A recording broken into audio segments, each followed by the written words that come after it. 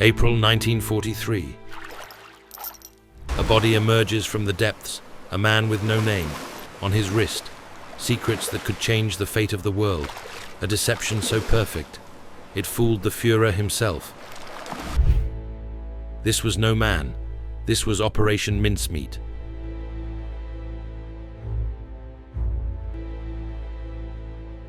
April 1943.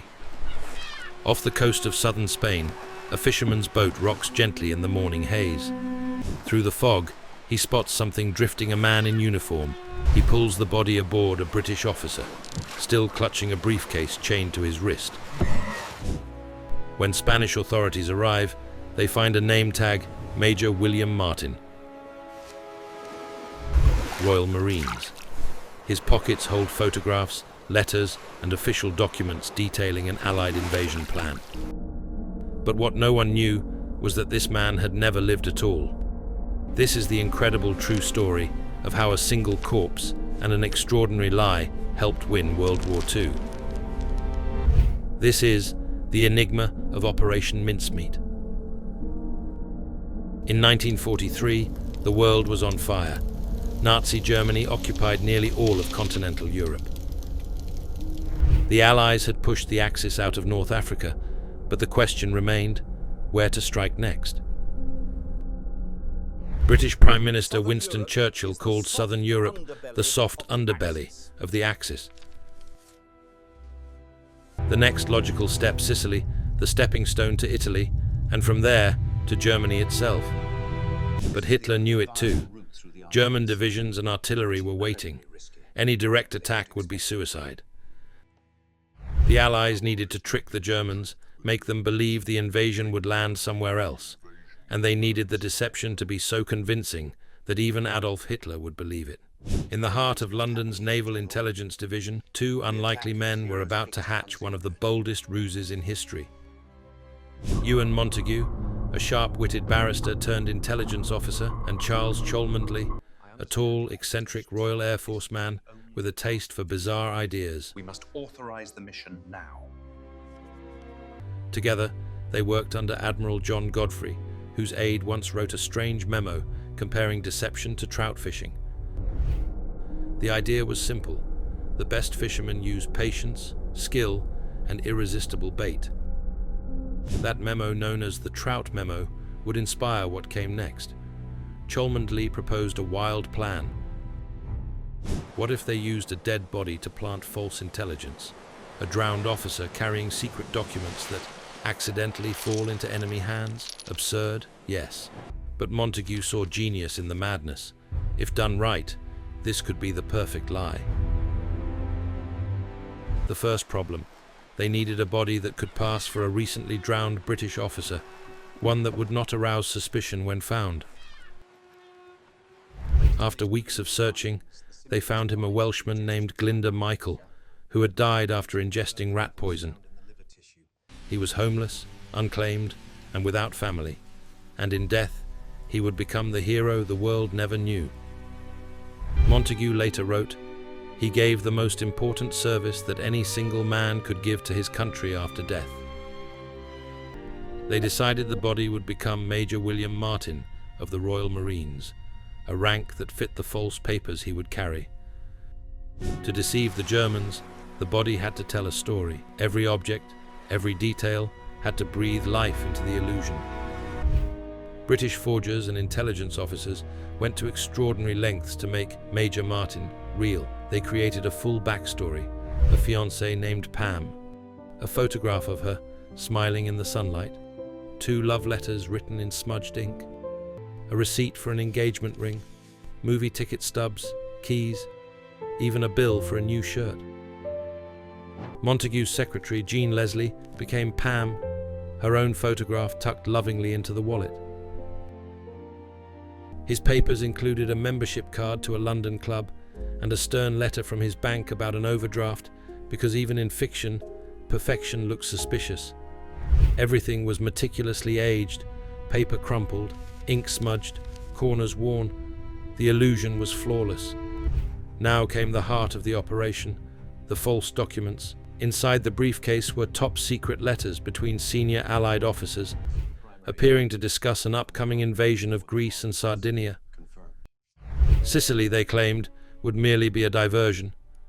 One letter, signed by Lieutenant General Sir Archibald Nye, was written with deliberate casualness, the kind that only authenticity produces. They even included a handwritten note from Pam, full of affection and worry, sealed with lipstick. The hope was clear. When the Germans intercepted these papers, they'd shift their forces away from Sicily, leaving the real invasion path open. Every element was checked, rechecked, and sealed. The body was placed in a specially built metal canister filled with dry ice labeled "Handle with care, optical instruments." Before dawn on April 17, 1943, the canister was loaded aboard the British submarine HMS Seraph under Captain Bill Jewell. Only a handful of people in the world knew the truth. Their orders were to release the body off the coast of Huelva, Spain, a region known for its strong German intelligence presence. The stage was set. At 4:30 a.m., April 30th, the submarine surfaced. The crew gathered silently on deck as the waves rolled in. Captain Jewell read a brief prayer from the Book of Common Prayer. We pray for safe passage through the night and guidance on our voyage. Then, with solemn precision, the canister was opened. Wrapped in his life jacket, the body of Major William Martin slipped beneath the waves. The mission, grim, delicate, and unrepeatable, was complete. Within hours, Spanish fishermen found the body. Authorities recovered the briefcase and notified the British consulate. The British played their part, perfectly demanding the briefcase back, expressing outrage, insisting the contents were classified. Their overreaction was exactly what the Germans expected. Behind the scenes, the Spanish, sympathetic to the Nazis, allowed the Germans to photograph every document before returning them, and those photographs soon landed on Hitler's desk. Operation Mincemeat was now in enemy hands. At first, some German analysts doubted the find, but others, including Admiral Karl Dönitz and General Jodl, were convinced it was genuine. The documents were too detailed, too personal to be forged. The Germans concluded that the Allies would strike Greece and Sardinia, not Sicily. On May 12th, Hitler himself cabled his commanders, measures in the Peloponnese and Sardinia take priority over Sicily. It had worked. German reinforcements tanks and aircraft were diverted hundreds of miles away. The bait was swallowed hook, line, and sinker. On July 9th, 1943, under cover of night, Operation Husky, the real Allied invasion, began. Paratroopers dropped behind enemy lines. Landing craft stormed Sicily's southern beaches. The Germans, expecting an attack elsewhere, were caught completely off guard. Within weeks, the Allies had captured Sicily. Mussolini was overthrown. Italy surrendered soon after. It was one of the most successful deception operations in military history. In Berlin, German intelligence tried to understand how they'd been deceived. They never realized the truth. Back in London, Montagu and Cholmondeley quietly celebrated. Their absurd idea, once dismissed as impossible, had changed the war's trajectory. Montagu later published a sanitized version of the story titled "The Man Who Never Was," leaving out Glinda Michael's name. It would take decades for the world to learn who the real Major William Martin had been. Today, in the small cemetery of Huelva, Spain, lies the grave of a man who died twice, once in obscurity and once in legend. His tomb reads, "Glinda Michael served as Major William Martin, Royal Marines. Greater love hath no man than this." Through courage, imagination, and deception, he played a silent but vital role in saving countless lives.